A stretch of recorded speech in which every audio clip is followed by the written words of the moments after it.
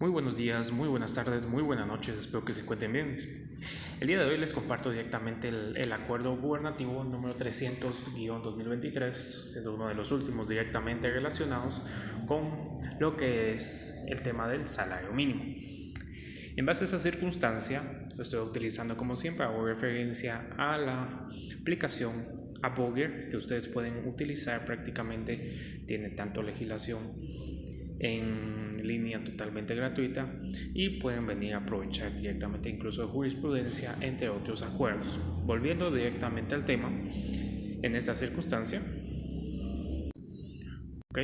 luego del anuncio en referencia a esto, continuamos directamente. Entonces, tal y como establece Guatemala 15 de diciembre de 2023, que la Constitución Política de la República establece que el régimen económico-social del país se funda en el principio de justicia social.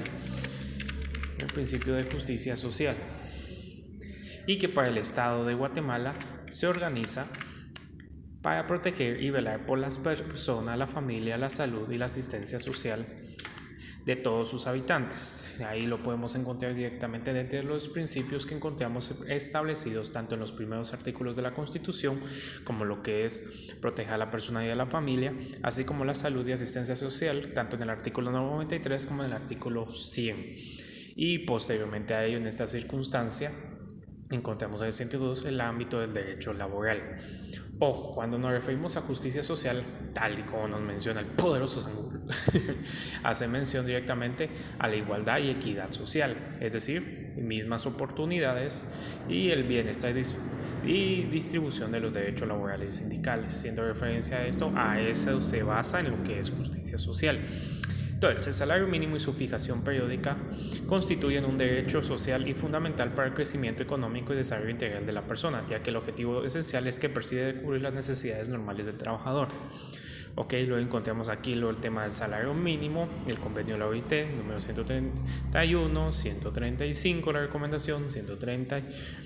Entonces, teniendo referencia a esto, aquí menciona algunos aspectos importantes del convenio. Entonces, continuando en esa circunstancia, así como el acuerdo gubernativo anterior a comparación de este. Entonces, fijado esto, vamos directamente con los artículos importantes. ¿Cuántos artículos tiene? 11 artículos. Definición. Para los efectos del presente acuerdo se entenderá por actividades agrícolas las comprendidas en la sección A de la tercera parte de la clasificación industrial internacional uniforme de todas las actividades económicas. Revisión de 4 organizaciones de las Naciones Unidas, actividades no agrícolas, las comprendidas en las secciones. Eso quiere decir que en este artículo número 1 encontramos directamente la clasificación de las actividades laborales que se llevan a cabo en la República de Guatemala y cómo cada uno de estos se encuentra distribuido al momento de venir y darse la interpretación. En el artículo 2 hago mención a esto. Artículo número 2, actividades agrícolas de la CE1, salario mínimo, hace mención de que se fija el salario mínimo para las actividades agrícolas de la circunscripción económica 1 desde adelante, CE1, en 107 quetzales con 12 centavos. Ahí está el aumento, diarios equivalente a 3.276 quetzales con 86 centavos. Ahí encontramos, dependiendo de la jornada de trabajo que labora. Artículo 3. Entonces, en el 2 encontramos actividades agrícolas. En el 3 encontramos no agrícolas y ahí vemos cuánto está aumentando. 110 quetzales. Entonces, teniendo referencia, tienen un total de 3.384. Artículo 4, salario mínimo para la actividad exportadora y de maquila. Ahí vemos, entonces, el 2 es el de agrícola, el 3 es el no agrícola y el 4 es el de actividades exportadoras.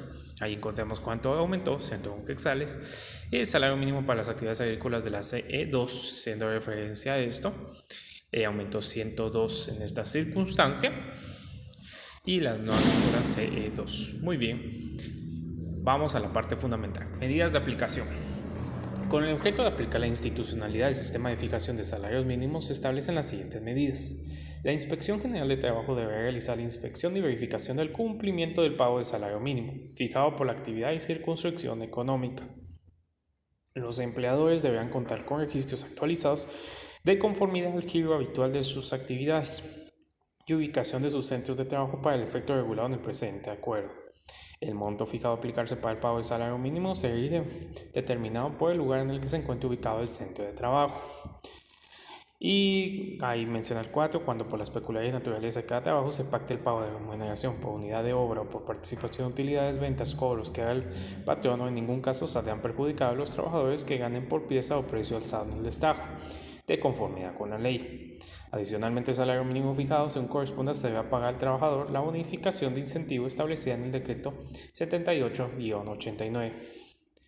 El incumplimiento en el pago del salario mínimo fijado en el presente acuerdo gubernativo dará lugar a la sanción que corresponde conformidad al artículo 272, que no exime al empleador de la obligación de pagar el salario mínimo adecuado al trabajador afectado por incumplimiento. La Dirección General de Trabajo tendrá de registrar contratos de trabajo que reúnan los requisitos del artículo 29. Las normas contenidas en el presente acuerdo no implican la renuncia a ningún derecho adquirido. La Comisión Nacional del Salario deberá analizar en el marco de su competencia de conformidad con el contenido del 112. ¿Ok? Salario mínimo, la imposición de las sanciones administrativas o infracciones. Ahí encontramos las sanciones, infracciones y pertinencia lingüística cultural. ¿Ok? Que el contenido de estas disposiciones debe difundirse ampliamente con pertinencia lingüística y cultural en función a los diferentes pueblos que habitan en Guatemala y sus respectivas comunidades lingüísticas. Esto es algo curioso porque directamente yo, desde mi perspectiva y estudio en estas circunstancias, yo tengo presente que en la ley del organismo judicial se encuentra establecido de que las normas y ordenamiento jurídico va a ser publicado por medio de español, en lenguaje español. Sin embargo, no hay una iniciativa, y eso sería como algo de análisis, ¿verdad?, de reformar dicho artículo, porque ¿dónde quedan las demás lenguas mayas? Y ese es el detalle, porque directamente no es que el habla española sea el 100%, ¿ya? Porque prácticamente son distintas etnias y encima de ello distintas lenguas que se hablan en Guatemala. Entonces es algo a tener presente. Y vigencia, aquí hace mención en cuando entre en vigencia, ¿ok? Entonces, en base a esta circunstancia, dejar su like, comentar, compartir, se agradece un montón y nos vemos en el siguiente video. Chao.